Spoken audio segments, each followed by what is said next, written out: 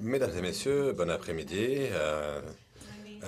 Tous et à tous, je suis Adriana Ciudina, je représente le service d'emploi de la Croatie et je voudrais commencer en remerciant les organisateurs de m'avoir invité à parler des services d'emploi en Croatie et notamment dans le cadre des réseaux sociaux. Comme vous le savez peut-être, la Croatie est un petit pays avec une population de 4,2 millions de personnes.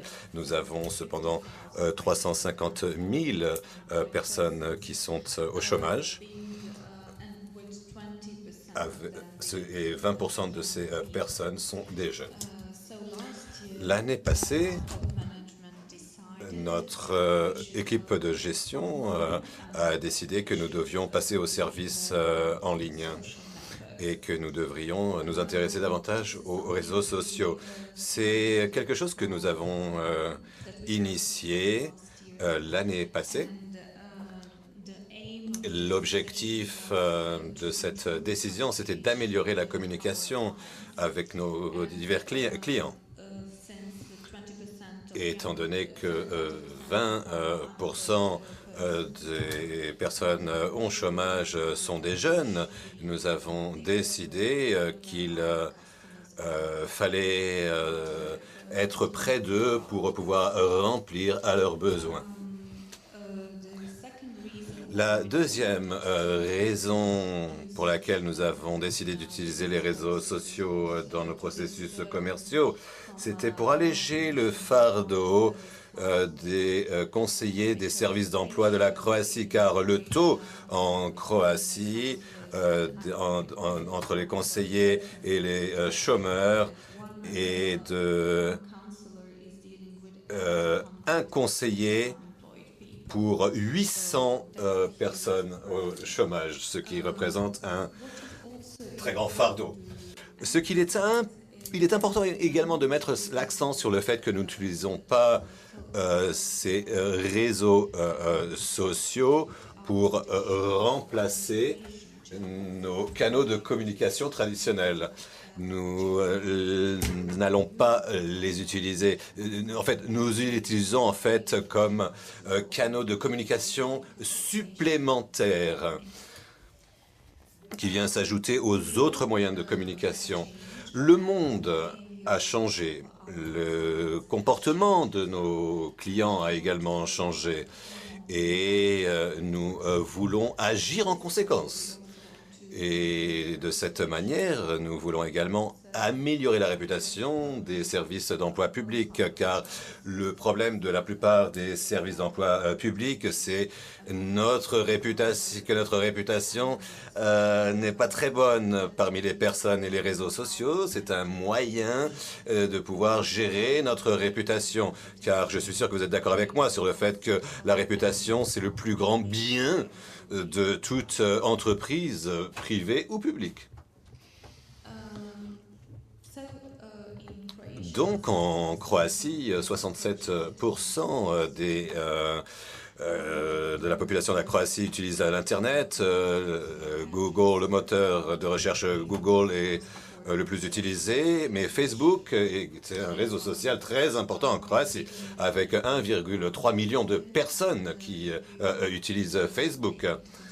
Et si l'on prend en considération le fait que l'on a 4,5 millions d'habitants, ça veut dire qu'un tiers de la population est enregistrée sur Facebook.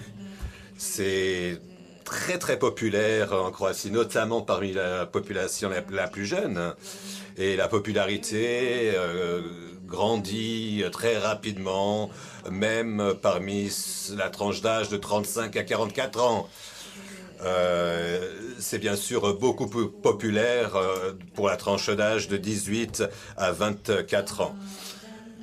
Ensuite, eh bien, l'autre réseau social qui est très populaire en Croatie et au niveau des services publics de la Croatie, c'est Twitter. Nous sommes également présents sur YouTube, cependant pas de façon très active. Et LinkedIn est populaire. Il y a 154 000 personnes qui y sont abonnées. Mais je reviendrai sur LinkedIn un peu plus tard, car tous ces réseaux sociaux qui sont ici mentionnés possèdent différentes philosophies quant à leur utilisation. Alors là, pourquoi est-ce que les services d'emploi publics devraient s'engager dans les réseaux sociaux? Alors, tout d'abord, il faut savoir que les réseaux sociaux ne sont pas quelque chose de révolutionnaire en matière de communication au niveau des entreprises. C'est juste une évolution. Et c'est un canal de communication additionnel, supplémentaire, par rapport à nos moyens de communication traditionnels. Car personne ne peut remplacer la communication face à face entre les personnes, entre clients. Un autre élément sur lequel il faut mettre l'accent, c'est la motivation et l'optimisation des chercheurs d'emploi. Ce qui signifie que cela augmente la motivation de rechercher un emploi. Si vous savez qu'il y a une personne qui est là pour vous assister 24 heures sur 24, 7 jours sur 7, et qui est là pour vous encourager, et que vous vous sentez plus seul dans ce monde du chômage, vous serez beaucoup plus motivé pour chercher un emploi. Alors, on utilisait ce qu'on appelait la sagesse des foules, quelque chose qu'il ne faut pas minimiser.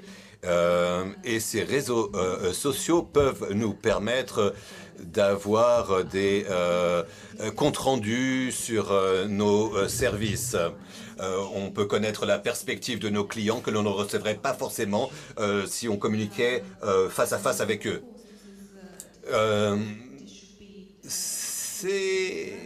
Il nous faut profiter bien sûr de ce qu'on appelle cette sagesse des foules pour améliorer nos services. Et comme je vous l'ai dit auparavant, tout porte sur la réputation, sur la façon de pouvoir influencer, la façon dont on est perçu également. Et ceci est très important, bien sûr, pour une institution publique, car nous sommes ici pour servir les personnes, pas pour nous. Donc, au niveau des réseaux sociaux, il faut être prudent par rapport aux messages que l'on reçoit. Il faut également être prudent quant à la terminologie que l'on utilise. Il faut penser à chaque mot que l'on envoie, car votre message sera retransmis à des milliers de personnes automatiquement. Donc il faut prendre en considération l'audience qui est intéressée par ce message. Donc il faut prendre en compte également leurs perspectives, leurs besoins. Il faut penser à cela prudemment. Car c'est la raison pour laquelle nous existons. Nous sommes ici pour répondre à leurs besoins et pour être au-dessus de tout ce qui se passe. Nous ne sommes pas autonomes. Nous ne sommes pas là simplement, encore une fois, simplement pour nous. Il nous faut changer, il nous faut suivre nos clients. Il faut prendre le pouls de notre audience et agir en conséquence.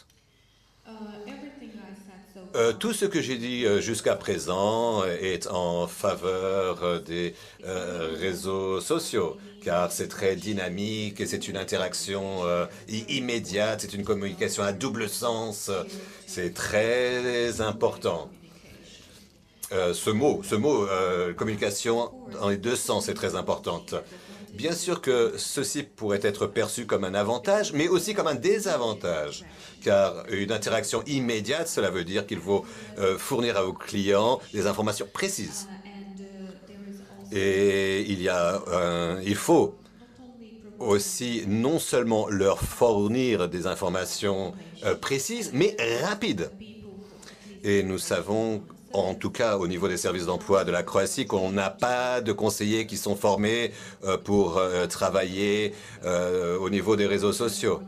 Ils sont plutôt comme des généralistes qui prennent des connaissances d'ici et là pour pouvoir répondre rapidement à leurs clients.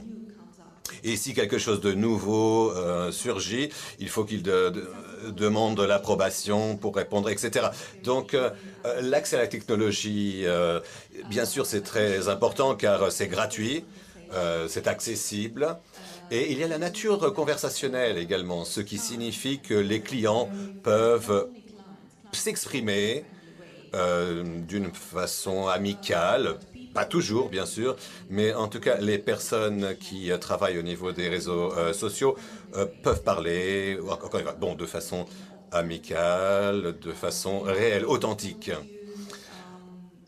Ils n'ont pas à utiliser une terminologie technique.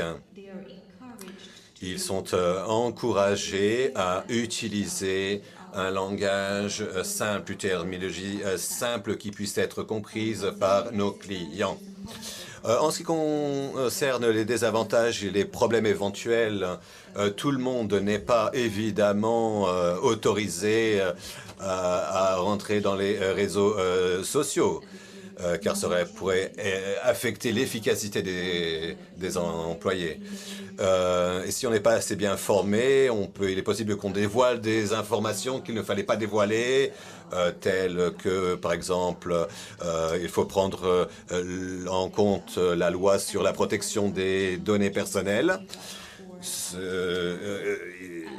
Donc il faut être très prudent et il faut prendre aussi en considération le fait que les personnes qui travaillent au niveau des réseaux sociaux, mis à part nos conseillers, sont des personnes qui sont là pour vous insulter ou autre. Ce sont des personnes qui ont beaucoup de haine. Donc il faut être solide pour travailler dans un réseau social. Il faut être très bien informé au niveau des processus commerciaux. Il ne faut pas être sensible par rapport aux insultes si on vous insulte. Et il faut être créatif, malin aussi pour essayer de découvrir ce que vous vouliez découvrir. Il me reste très peu de minutes et je pourrais parler ad vitam aeternam. Nos utilisateurs sont beaucoup plus intéressés par les postes vacants, mais on ne peut pas mettre les postes vacants sur nos réseaux sociaux à cause de certains problèmes de configuration. Donc ça, ceci, pour l'instant, n'est pas une option. Les experts qui traitent des réseaux sociaux ont également des questions par rapport aux mesures d'incitation d'emploi, l'orientation professionnelle, les conseils professionnels. Car les personnes qui viennent voir les conseillers souvent se plaignent et disent « Je ne comprends pas de quoi vous parlez, vous avez un langage très technique » et ils posent des questions très simples et ils s'attendent à des réponses très simples aussi. Donc une personne qui travaille pour ces réseaux sociaux devrait être prête à utiliser également une terminologie très simple pour répondre à ces questions. Alors, la politique des sociale des médias, c'est quelque chose dont auquel il faut être prudent. Par exemple, il ne faut pas dévoiler des informations, comme je l'ai dit, qui ne devraient pas être dévoilées. Et toutes les règles qui s'appliquent dans la vie réelle s'appliquent également dans le monde cyber. Donc, comme je l'ai dit, tous les actes juridiques, les contrats, les règlements s'appliquent aussi aux réseaux sociaux. Donc les personnes qui travaillent pour les réseaux sociaux doivent être très très prudentes car ils ont une très grande responsabilité étant donné qu'ils représentent une institution publique des services d'emploi public de la Croatie. Et tout ce qu'ils disent, eh bien, au préalable, ils doivent s'assurer à 100% qu'ils sont en train de donner des informations réelles et précises.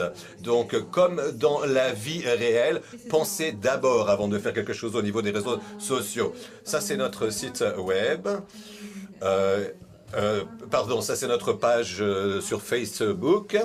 Et mis à part le fait que l'on envoie régulièrement des remises à jour quant à nos statuts, on envoie également différentes informations sur l'emploi, sur les avantages, sur par exemple l'allocation chômage et autres. Il y a un autre aspect qui est très important, c'est qu'il y a un administrateur, il n'en existe qu'un dans notre organisation qui est chargée d'examiner les rapports pour savoir quelles sont les personnes qui nous suivent au niveau de ces réseaux sociaux. C'est comme ça que l'on peut en savoir un peu plus sur la démographie et la structure de nos usagers. Nous utilisons également la page Twitter qui a une philosophie semblable à celle de Facebook. Donc le comité de gestion ou le conseil d'administration doit décider de ce qui va être affiché sur Facebook et sur Twitter. Et sur Twitter, c'est réajusté après. On a à peu près 140 caractères seulement. Et Twitter sert plutôt à partager des liens. Ce sont des informations très brèves, très directes, précises, qui nous permettent de partager des liens. Et j'ai oublié de dire que nous avons plus de 7000 fans sur Facebook. 700, pardon, 700 000 sur Facebook et plus de 400 000 sur Twitter.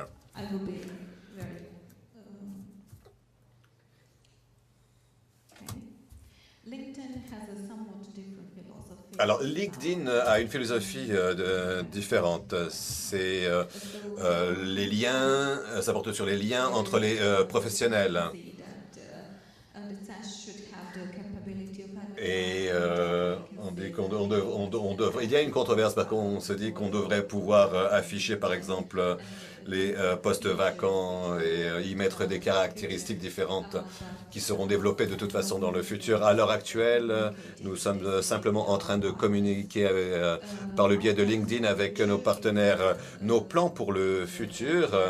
Eh bien, nous voulons bien sûr améliorer nos sites des réseaux sociaux et pour que cela reste des canaux de communication d'entreprise.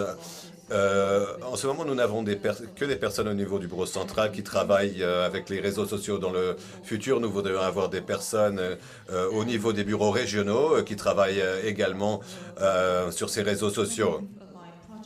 Et nous avons également un projet de jumelage qui va commencer en décembre 2013 et qui va viser à promouvoir les réseaux sociaux au niveau des services sociaux.